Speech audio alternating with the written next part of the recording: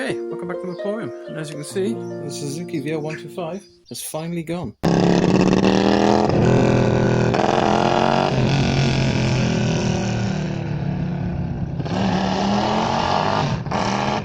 that means I get to play on my own bikes for once. So let's do an update on this one here.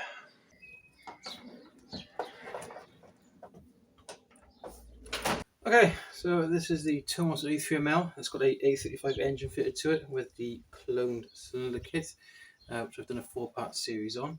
I've done just over 120 miles on it now, so I thought I'd give you a bit of an update on how it's been going. So the main issue with this cylinder kit is that the cylinder bow is slightly too long, which means even though it came with a high compression cylinder head, which has got a squish band machined into it, it's not making any squish, and that's because the gap between the squish band here and the top of the piston, as the top dead center, I've measured it at 4 millimeters, which is ridiculous. You're really aiming for 1 mil or slightly less, and you do that using a piece of plumber's solder. Now this head is off that DMP kit that was on the Basket Case bike. The owner told me he machined that to around about 1 mil squish on that particular cylinder, but I've measured it on the clone cylinder and it is still 2.5 mil, still not good enough, which is why my compression ratio has gone from 8 to 1 to 9.5 to 1. I'm really aiming for 10.5 to 1, which is what the Airsal kit was giving me, but to do that I'm going to have to machine down the top of the cylinder barrel because there's not a lot left in that head to get the combustion chamber any kind of lower in height. Okay, so suffice to say, until I can get that compression ratio higher, there's no point in any more further porting or polishing work on the cylinder barrel because it won't make much of a difference. What I have done though is look at the fueling again, because I found after I fitted this cone kit and dropped it from a size 72 jet down to a 70, it was still over fueling slightly. This is something to be aware of on two strokes. There's no point putting a big carb, biggest jets you can get it to run on, and a big filter, because the closer you get to 4-stroke and you actually start losing power, you need to get that balance just right. And so I dropped it into a 68 jet and it actually started performing much better. Ran around for a week or two and it actually felt like the engine had more power then. So kind of buoyed with that confidence, I went out and bought a bigger air filter, which completely screwed up the jetting. I found it was flat spotting as it was rolling off the throttle a little bit, although not on throttle, but it was, a sign that I need to increase the jet size. Okay, so not the most obvious thing to do when looking to get more power out of your moped engine, but the condition of the drive chain is quite important. Now, I did say in one of those videos I was going to replace mine because it's quite rusty, and I'm glad I did because a lot of those links were seized. And this creates a lot of resistance and puts a parasitic load on the engine, so you actually lose power trying to overcome that resistance rather than turn the rear wheel. This is the chain off the Basket Case bike. It's much better quality, all the links are free and it revolves quite nicely.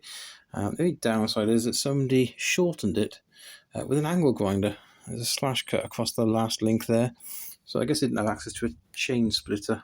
There we go, right there.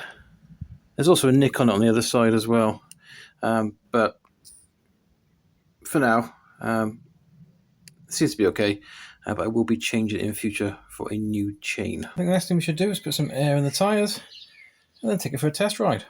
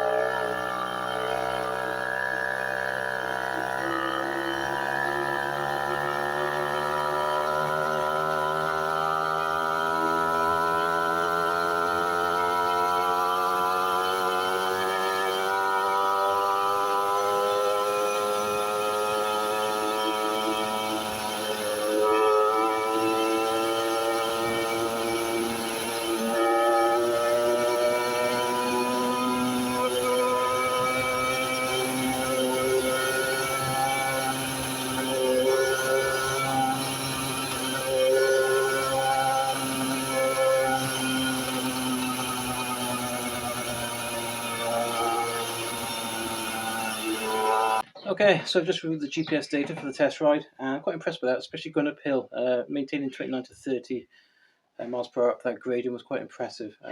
That's what I'm looking for mainly. It's not outright top speed on the flat, it's hill climbing, because I live in a particularly hilly part of the country.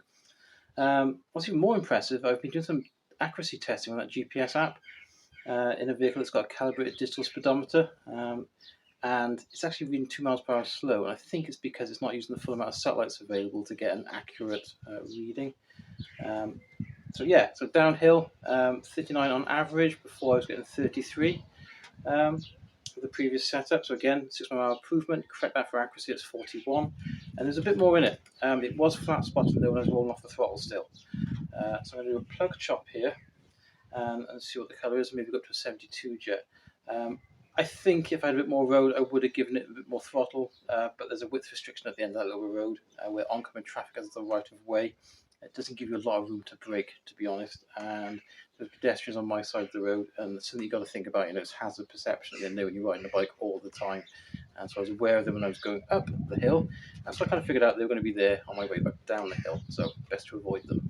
Let's check the spark plug colours to see if we're running too rich or too weak. Best time to do a plug chop is as soon as you pull up and the engine is hot. You get the best indication of how it's running, but you need asbestos fingertips to do that. Now I use the biscuit scale, and to me that's more like digestive. I kind of aim for rich tea, custard cream colour. Any whiter than that and you're running too lean. If it's bourbon colour, you're a little bit rich. I think I might try a 72 and then check it again. So I thought while the plug was out, let's do a compression test, shall we? So when you do a compression test, you always hold the throttle wide open to get the best reading. And that is quite impressive. So that first compression test was done when the engine was still warm. I was getting just under 11.5 to 1. I've now done it when it's cold. I'm getting just over 11.5 to 1. Which is quite interesting because when I first fitted this skimmed high compression head, I was only getting 9.5 to 1 when the engine was cold. Okay, so I think that's fair to say that's quite an increase in compression ratio. And I have removed the cylinder head recently to check for leaks. So it could have been there was a small leak there when I originated the compression check. Or it could just be that the rings have now bedded in and it's getting a much better seal. But yeah, 11.5 to 1, that's kind of Minarelli AM6 kind of territory. What you expect to get on a Pro RS50 or a Regio RS2 engine. And that's with a squish gap of 2.6mm. Those engines probably close to 1mm, as they're much more highly tuned from the factory. So yeah, I'm impressed by that. So other than changing the jet up to a 72 and so that cures that slight flat spot when you roll off the throttle, that's as far as I'm going to go with this engine for now. I'm happy with it. This is my kind of commuting bike. I use it for work on a daily basis, if not weekly basis. And I need to be reliable. And if I can get 1800 miles out of it like I did with the Airsal kit before it started losing power due to bore wear, I'll be happy. One thing people don't tell you about tuning mopeds is that the more performance and horsepower you get out of them, the longevity starts to kind of be reduced, and that's because you start putting a lot of strain on the components. So, the stock crank will only take a certain amount of RPM for a period of time. Same goes for the clutches. You can swap those out for performance ones, but again, at some point they will let go on you. And so, for me, I'd rather a mildly tuned moped engine that I can use on a regular basis, rather than an out-and-out kind of race engine, which I'm going to be rebuilding on a regular basis. So anyway, with that, thank you for subscribing. It's much appreciated, especially to all you new subscribers. Thank you for finding the channel and taking the time to watch the videos. I do put a lot of effort into them. And take care. I'll see you again soon.